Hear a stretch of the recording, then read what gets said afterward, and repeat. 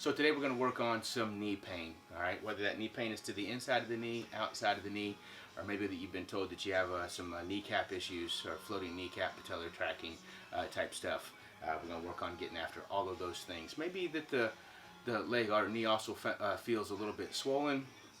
Maybe it feels stiff when you bend it. We're going to give you some exercises here today to help you kind of get through, sort of loosen up a few muscles, get those muscles, making sure that they got enough flexibility, enough mobility in those to allow for full motion, and kind of get you some strength back, especially up and around the hips. Again, I'm Paul Kolonsky, Vallejo Physical Therapy, and we're coming at you from the home studio here today. So let's dive in and get after it. First thing we're going to work on is we're going to use the foam roller. I'm using the Trigger Point Grid foam roller here today. We're going to use it in the calf. So we're going to say I'm treating my right side. So if I'm treating my right side, I'm going to cut my leg in half. All right, so right here, my lower leg. So knee to ankle, half of that. Today's focus is going to be up here toward the top. Okay, so we're going to work in that top. The way that we're going to use that foam roller is we're going to roll it. We're going to have that leg turned out first. So we're going to turn it out. This should not be uncomfortable. Okay, if it is, or if it's really uncomfortable, I need you to reach out to us. If it's should be, you should feel it, all right, but it shouldn't be anything that kind of makes you hold your breath or makes you want to wince or kind of grit your teeth type of things. I want to avoid those things. All right, so we're gonna floss it or rock it back and forth here, about 4 or 5 up to 10 times. All right, then we're gonna roll it dead in the center. Repeat. All right, then we're going to roll it over to the middle, or to the medial side. As we get over here, this one is usually the one that's a little more sore, especially as we get up and behind the tibia or that shin bone. Definitely for me, that's where I'm feeling it a little bit more. All right, I'm going to get that a little bit higher. And again, we're just rocking back and forth, back and forth. All right, then we're going to come back out to the outside. All right, and we're going to go side to side. Just rocking that leg or rolling that leg side to side. Then we're going to kind of saw it. So we're going to keep that foot stiff as we bring that leg just side to side. Again, anywhere between 3 and 7, 3 and 10 strokes. As much time as you have. If you don't have a lot of time, 3. You got plenty of time to work on it. 10. All right, same thing to the inside. We're going to rock it a little bit. All right, and then kind of saw it.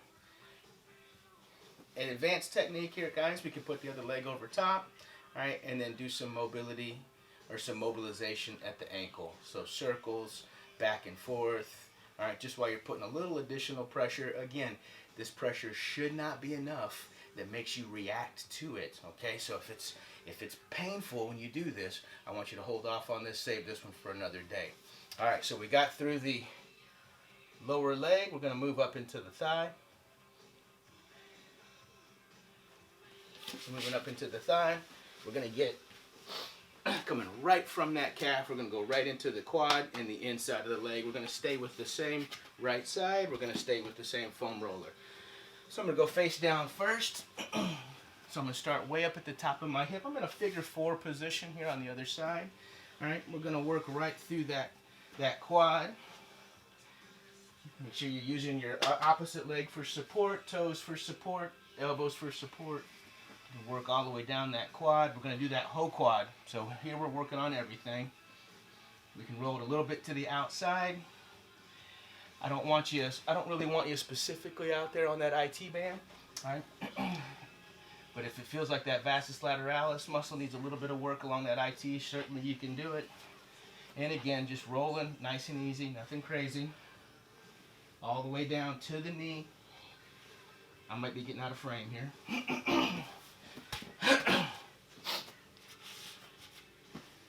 Pollen's kicking our butts up here in Virginia right now.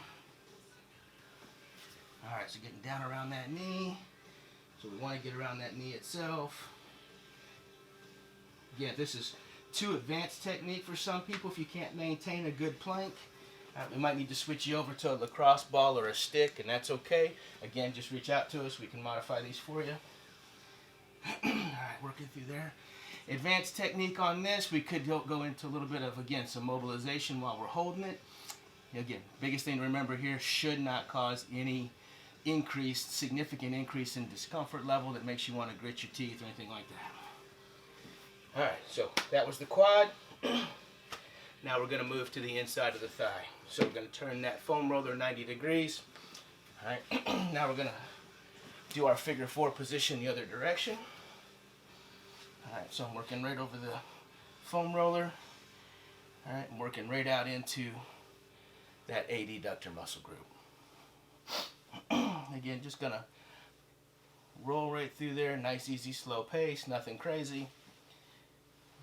Again, biggest focus here is this is not too uncomfortable for you. You find a spot that's particularly nice and you want to do a little mobilization, we can internally, externally rotate the knee just a little bit while we're here. We can also kind of saw it back and forth, all right, if we need to. All right, so just working right through that particular adductor muscle group. All right, guys, so review on the foam roller. So we just finished the lower leg, and we finished the quad and the adductor. All right, now we're going to move into some active activities. All right, guys? All right, see you in just a second. Welcome back, guys. All right, so we just wrapped up using the Trigger Point Grid foam roller. All right, again, working big calf muscle up here at the top of the calf. All right, and then we got into the quad, top of the quad specifically, all the way up to the top of the hip bone, all the way down to just above the knee joint. All right, we can get a little bit to the outside. Don't be obsessed about trying to roll over out of this IT band, right? Now, we can't make any changes to that IT band, right? It's connective tissue. It is what it is. But one thing you can influence out here is you can influence how that IT band interacts with that vastus lateralis muscle. Okay, so there is some benefit to being out here, but don't obsess about it. All right. Then we came over and we got the adductor muscles on the inside of the thigh. Okay. Now we're going to roll into some activations. All right. We're going to go into dead bug first, so we're going to get after the core, all right, here first, and then we're going to chase that up with some hip. Okay, so right here, we're going to be in a laying down position, hook line position, so laying on your back, feet flat on the floor. From there, head's relaxed, feet are relaxed. Right there in that position, we're going to bring the leg up. As we do, it's going to be a modified dead bug, so we're going to come up, we're going to push against that opposite knee, push against that opposite knee. That's 1, 2, 2, and we'll take that on up to 10, 20, even 30 repetitions. Okay, guys? So again, we're going to push on either side, making sure that the head stays down when you're making contact, all right, and that the shoulders aren't excessively coming up off the table. All right, so we finished our foam rolling. Then we're going to go into activating our turning, making sure that core is doing what we want it to do. Then right after that, we're going to go into a hip bridge or a hip thrust. Glute activation, we see this a ton of ways. You know, when we do our Google searches, it's all over the place out there. I'm going to modify how we set up for it. Okay, so one of the, some of the more recent research says our feet should be a little bit closer together. All right, but our knees should still be quite a ways apart. All right, to make sure that we're optimizing the alignment with that glute max. All right, so it's going to look like this. So again, we're still in that same position, that hook line position. We're going to bring the feet up as close as we can get them to the glutes. We're going to have the feet themselves about a fist width apart, right, or 3 to 4 inches apart. Knees should still be wider than the hips. Okay, so knees should be out here to the side. Feet should be a little bit closer together, still flat on the surface. Right there in that position, we're going to push on up, making sure we're squeezing those glutes as we get them to the top. Now, one cueing adjustment that I want to make here, all right, is I don't want you to think about lifting the hips up off the table, all right, or off the floor or off the whatever surface you're on. I really want you to think about pushing the feet into the ground, all right? So you're going to drive the feet into the ground, all right, and that drive in the feet, you're trying to push the floor down with using your feet, and you're going to notice that that's going to completely change the way that you're going to go through this movement. All right, so again, we're right here in that position. Boom, boom, and now I'm going to cue myself to push my feet down. Really a much stronger glute contraction than just lifting my hips up off the table or off the floor, off the mat. All right, so again, pushing the feet down into the ground. All right. Reps on this again, going to be 5, 10, 15, 30. All right, with this, you definitely can continue to go at that after it gets easy for you. Loop bands can be added. We've got the standard yellow. This is just a Perform Better brand, 9-inch loop band that we can put around the legs. We got the hip halo, which is actually my favorite device for this. So again, feet go in, up around the knees. The padding on the hip halo should be what's in contact with the legs. Scoot down just a touch so I'm not moving off my mat. Feet are close together, knees are apart, pushing the feet, pushing the floor away from my body. Good glute squeeze at the top, hold for a couple seconds, just a 1, 2, and bring it on back down. Abs should be tight, but we shouldn't be posterior pelvic tilting, all right? We should be maintaining our back, shouldn't be overarching, all right? We're not doing that, all right? We're just coming up, body is straight, good glute squeeze, pushing the feet down into the ground. And then rep those babies out. All right, so if you don't have that as an option, and all you have is the standard sort of long TheraBand, all right, again, we can modify that. You can tie it, absolutely feel free to tie it. If you don't want to tie it, I usually go opposite hands. So I make an X across the front, bring it down to my side, okay? My feet are back together, knees are apart. All right, right there in that position. And now I'm gonna come on up. All right. Still pushing down through that floor. Exhale should be on my up. And we can continue all those reps. All right, guys, so we foam rolled. We've now activated the core, and we've made sure that the hips are working. Our reps and sets on those activation exercises, anywhere from 5, doesn't have to be anything crazy here, guys, anywhere from 5 all the way up to 30, 40. Should not be any increase in pain. If there is, reach out.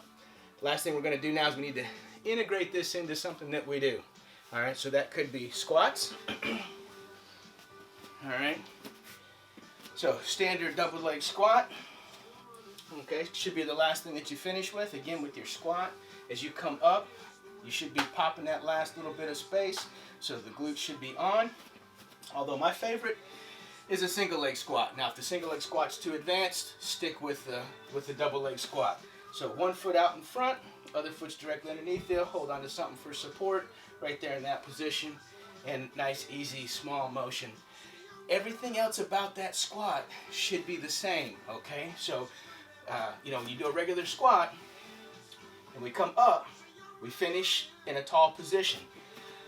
A tendency that we see with the single leg squat is that people finish in this forward or this trunk forward position. All right, finish the squat. Boom, all the way up. All the way up. All the way up.